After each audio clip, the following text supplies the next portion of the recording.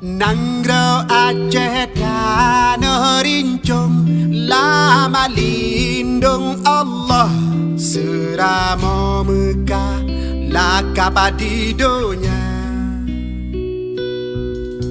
Nanggro mutua hawase melimpah, pusaka kenebah, indah tu jamana melihat. Rakyat makmu musyuh megah, yang amanah perintah, mudah kemuliaan. Jerongan biar hati gemurah, akaya keluar, buat suruh puji